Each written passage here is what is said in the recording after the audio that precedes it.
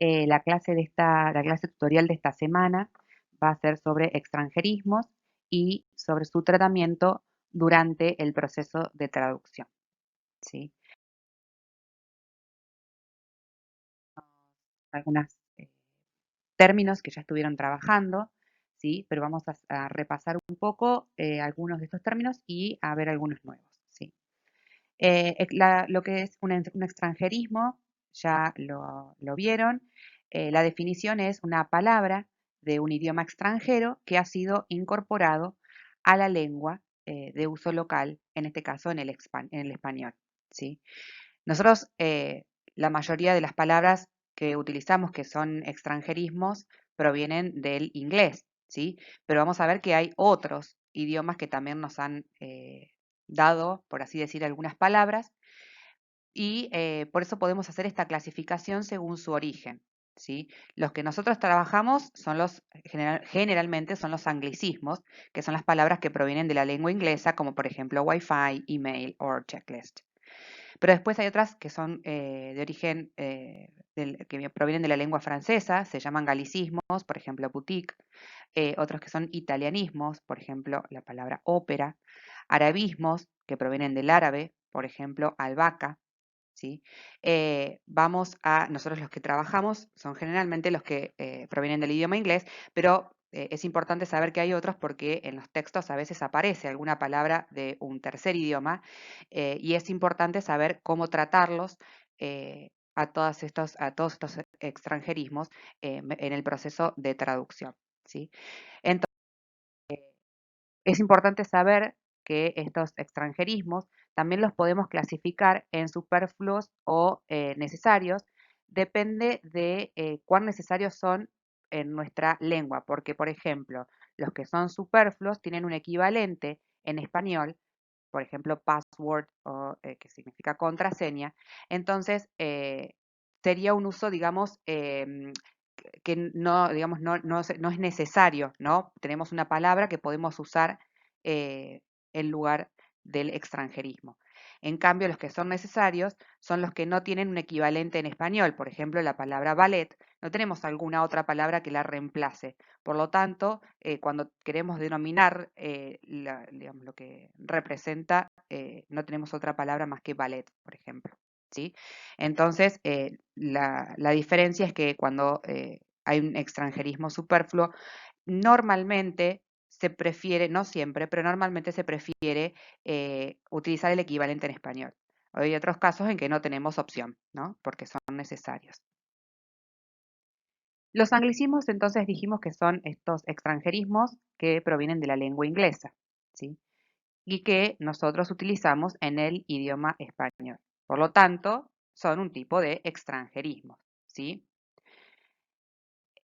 Ustedes ya vieron lo que son los anglicismos léxicos, los anglicismos ortotipográficos, y ahora vamos a ver un poco lo que son los anglicismos sintácticos, ¿sí? Que son aquellos en que la lengua española copia la sintaxis del inglés, pero que no es no sé si decir correcto, pero no es lo que determina, digamos, lo que se suele utilizar en el idioma español. Acá vamos a ver 4 anglicismos sintácticos, pero hay más, ¿sí? Vamos a ver los más importantes, por así decirlo, ¿sí? En primer lugar, es cuando se eleva el número de adjetivos calificativos antepuestos al sustantivo. Esto quiere decir cuando utilizamos adjetivos que califican un sustantivo y que lo colocamos antes de ese sustantivo. Por ejemplo, en old chair lo podemos encontrar traducido como una vieja silla, que no estaría mal, pero la norma o lo común es decir una silla vieja, ¿sí? Entonces, esta copia de esa sintaxis del inglés es un justamente anglicismo sintáctico, ¿sí? Nosotros en español, generalmente estos adjetivos van pospuestos. En el segundo caso, ¿sí? O el segundo tipo de anglicismos sintácticos es cuando utilizamos un exceso de adverbios terminados en mente, ¿sí? Comúnmente, no sé, simpáticamente o compasivamente, en este caso que vamos a ver ahora en el ejemplo, ¿sí? no es que no existan en español, pero no se usan tanto como en inglés. Por ejemplo, yo en una oración o en un párrafo no puedo tener 2 o 3 adverbios terminados en mente. Tengo que buscar alguna otra forma de solucionar o de traducir ese adverbio que en inglés suele ser los terminados en "ly", ¿sí? Por ejemplo, sympathetically, apologetically, y que en español vamos a tratar de no ponerlo siempre con estos adverbios terminados en mente. ¿Sí? Fíjense el ejemplo que cuando esas palabras las traducimos, ponemos, por ejemplo, el comisario lo miró con compasión y casi como pidiendo perdón, le dijo. ¿Sí? Buscamos otras formas, que más adelante vamos a ver qué formas podemos utilizar, ¿sí? Cuáles son los mecanismos que podemos utilizar, transposición, vamos a ir viendo otros mecanismos, otros procedimientos de traducción, van a ir viendo de cómo, digamos, que podemos utilizar para trasladar estos adverbios. El tercer tipo de anglicismo sintáctico que vamos a ver es cuando se recurre al gerundio en contextos donde podemos usar otras construcciones, ¿sí? El gerundio se utiliza en muchas situaciones en inglés que no se pueden trasladar al español, ¿sí? Que no corresponde utilizarlas en español. Ya vamos a ver más en profundidad también esto, pero, por ejemplo, I don't mind helping, ¿sí? Ese helping, yo no tengo forma de trasladarlo como gerundio al español, entonces tengo que utilizar otros procedimientos. ¿Sí? Por ejemplo, en este caso, una de las posibles traducciones sería no me molestaría ayudarla, por ejemplo. ¿Sí? Entonces, el gerundio no se puede utilizar igual en inglés que en español. ¿Sí? En español muchas veces vamos a buscar otros procedimientos para trasladar estos gerundios. Bueno, y el último caso que vamos a ver de anglicismo sintáctico es el incremento del uso de la voz pasiva. En inglés es muy común el uso de la voz pasiva, pero en español se prefiere ya sea la voz activa o la pasiva refleja. ¿Sí? Acá tenemos un ejemplo, una oración que dice I've been kidnapped by a man named Lyle, y quedaría un poco extraño o por lo menos no sonaría natural en español decir fui secuestrada por un hombre llamado Lyle. ¿Sí? Sería mejor decir me secuestró un hombre llamado Lyle. ¿Sí? Eh, es, esto, por ejemplo, en muchos textos científicos aparece mucho la voz pasiva y ahí se acepta un poco más alguna construcción en español en voz pasiva en el proceso de traducción, pero lo normal o lo más común es que esa voz pasiva se traslade utilizando algunas de estas dos opciones que son lo común en la lengua española, que son la voz activa o la pasiva refleja.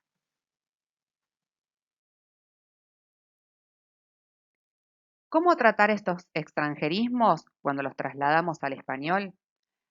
Hay varios procedimientos, ¿sí? Hay varias formas de trasladar estos extranjerismos. Acá vamos a ver dos que ya los estuvimos viendo un poco, los estuvimos trabajando en clase, que son los préstamos y los calcos. Y vamos a hablar un poquito de cada uno para que reforzar este tema y ver algunos ejemplos. El préstamo podemos definirlo como la palabra que se toma de una lengua sin traducirla, ¿sí? Son estas palabras, normalmente nosotros vamos a trabajar con las palabras en inglés, que no las traducimos. Pero también tenemos que hacer una diferencia entre los extranjerismos adaptados o naturalizados y los extranjerismos puros o no adaptados, ¿sí? ¿Por qué? Porque las claves de redacción son distintas, ¿sí?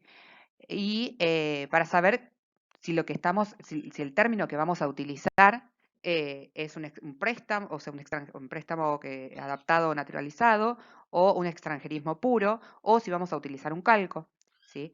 En este caso, el extranjerismo adaptado o naturalizado es la palabra extranjera, pero que sufre una modificación al trasladarse al español, en el que la adaptación puede ser fonética o morfológica, y por lo tanto se va a escribir en redonda. ¿Sí? Por ejemplo, basketball en inglés quedó adaptado. Por ejemplo, una de las formas es básquetbol, pero con la grafía, digamos, ya del español. Distinto sería, por ejemplo, el calco de esto ya sería, por ejemplo, baloncesto, ¿sí? En el que ahora vamos a ver calcos, pero ya sería otro tipo de procedimiento. O, por ejemplo, la palabra nylon, que adaptada, digamos, cuando se adapta al español quedaría con nylon, pero ya con la grafía española. Y los extranjerismos puros o no adaptados son las palabras extranjeras que se trasladan como tales y no sufren modificaciones. Por lo tanto, las vamos a escribir en cursiva. Algunos ejemplos son marketing, pack, jeans, ¿sí? Hay que prestar atención porque hay veces que estos extranjerismos puros, después de un tiempo, suelen ser aceptados por la RAE, principalmente, y ya dejan, como suelen ser, digamos, aceptados, incluidos, se dejan de escribir en cursiva, pero siempre hay que corroborarlo, ya sea con la RAE o la Fundeu, para ver si realmente tenemos que escribirlo con cursiva o si ya fueron incluidos y los podemos escribir en redonda, ¿sí? Pero eso siempre hay que corroborarlo, ¿está?